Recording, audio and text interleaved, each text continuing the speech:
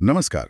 आज हम भगवत गीता के ज्ञान सागर में गोता लगा रहे हैं। जी। खासतौर पर पहला अध्याय अर्जुन विषाद योग। हमारे पास कुछ लेख हैं, टीकाएं हैं, कुछ शोध पत्र भी हैं। हाँ, जो इसके मतलब फायदे और कुछ अनोखी कहानियों पर रोशनी डालते हैं। बिल्कुल।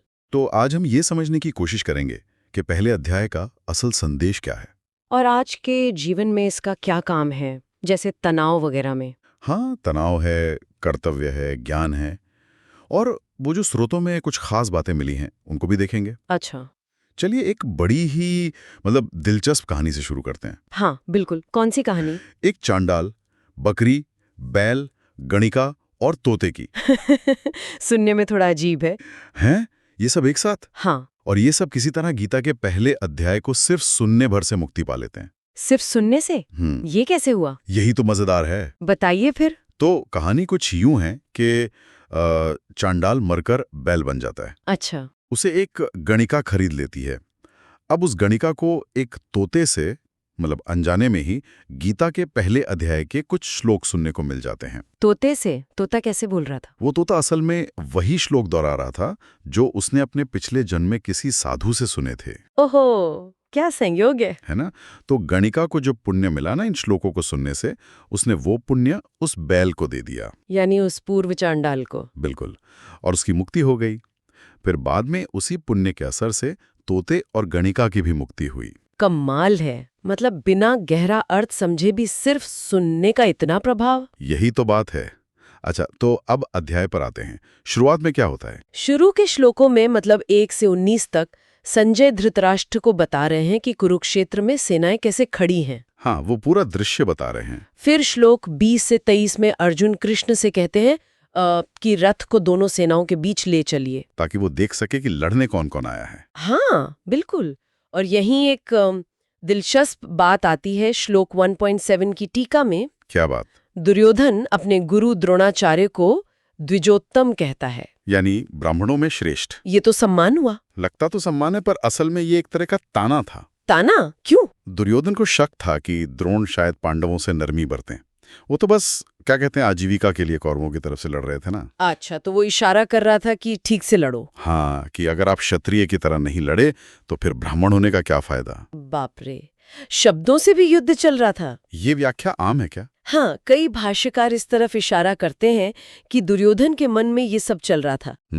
इसके बाद फिर दोनों तरफ की जो बड़े बड़े योद्धा थे उनका जिक्र आता है। हाँ, जैसे पांडवों की तरफ से युधामन्यु, उत्तमोजा, अभिमन्यु, द्रौपदी के पुत्र। और कौरवों की तरफ से धृष्टकेतु, चेकितान, काशीराज वगैरह।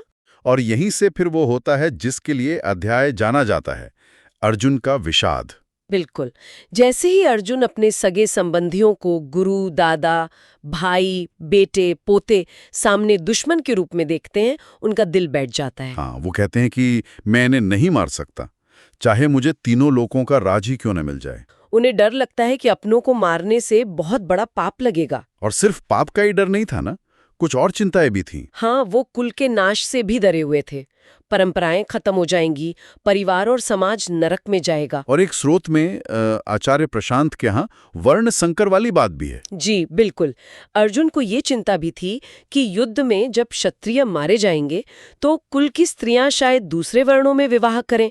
इससे सामाजिक व्यवस्था बिगड़ सकती है। इस पूरी उथल पुथल का असर उनके शरीर पर भी हुआ ना। हाँ, बहुत गहरा असर। शरीर कांप रहा था, रोंगटे खड़े हो गए थे, मुंह सूख रहा था, हाथ से गांडीव धनुष फिसल रहा था। गांडीव, उनका प्रिय धनुष। हाँ, त्वचा में जलन, मन एकदम भ्रमित, हर तरफ बस अमंगल ही दिख रहा था। भक्तिवेदांत स्वामी प्रभुपाद इसे देहात्म बुद्धि से उपजा मोह कहते हैं, मतलब खुद को शरीर मान लेना। सही। और अंत में इतने दुखी होकर अर्जुन अपना धनुष बाण नीचे रख देते हैं और रथ के पिछले हिस्से में बैठ जाते हैं। और यहीं से गीता का उपदेश शुरू होता है। हाँ, यही वो क्षण है। तो ये अध्याय सिर्फ मतलब लड़ाई की तैयारी नहीं है, ये तो एक गहरा मनोवैज्ञानिक संकट है। बिल्कुल। और जैसा हमने शुरू में उस कहानी में देखा, इस अध्याय का अपना ही एक अलग महत्व है। हाँ, और आज के समय में देखें तो तनाव कितना आम है। WHO के आंकड़े भी यही कहते हैं। जी। और एक स्रोत कहता है कि गीता अशांति में शांति का द्वीप है, मन शांत करती है। सही कहा। और योग भी, जिसका गीता में इतना जिक्र है, वो भी तो मानसिक शांति और तनाव कम करने में मदद करता है। हाँ, ये भी एक स्रोत में था, मैप माई जीनोम वाले स्रोत में। गीता हमें मन को कैसे साधना है, अपना कर्तव्य कैसे समझना है, खुद को कैसे संभालना है, ये सब सिखाती है। यानी अच्छे मानसिक स्वास्थ्य और सही फैसले लेने के लिए बहुत जरूरी बात है। बिल्कुल।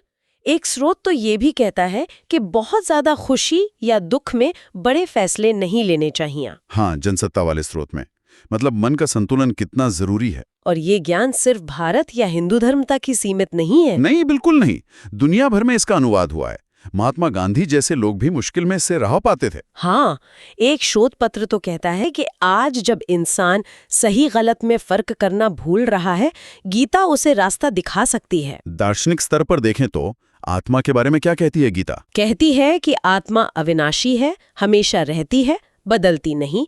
जैसे हम कपड़े बदलते हैं, आत्मा शरीर बदलती है। अच्छा, उससे न शस्त्र काट सकते हैं, न आग जला सकती है। ये शंकर भाष्य में भी है शायद। जी, और प्रकृति के 3 गुणों की बात भी है, सत्व, रज और तम।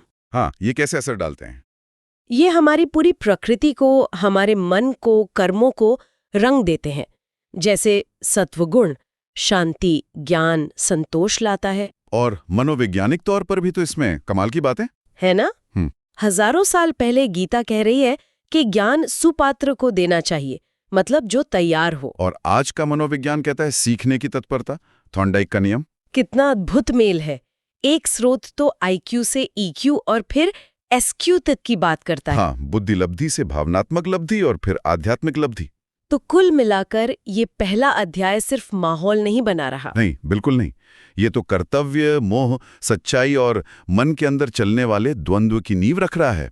अर्जुन का यही दुख, यही विषाद गीता के इतने गहरे ज्ञान का कारण बनता है। वाकई ऐसा लगता है कि ये पहला अध्याय भी, जो बस पृष्ठभूमि लगता है, अपने आप में कितनी शक्ति लगता है। और आज भी कितना प्रासंगिक है। हाँ, चाहे वो मुक्ति की कहानी हो, समाज की चिंताएं हो, या फिर मन की वो उलझी हुई हालत। जी, हमारे स्रोतों में शंकराचार्य, रामानुजाचार्य, प्रभुपाद जैसे अलग अलग भाष्यकारों का जिक्र आया। हाँ, कई महान विचारक। ये सोचना दिलचस्प है कि अगर हम इन अलग अलग नजरियों को और गहराई से देखें तो गीता के संदेश की और कितनी परतें खुल सकती हैं। हर समय के लिए उसकी प्रासंगिकता शायद और भी साफ हो जाए।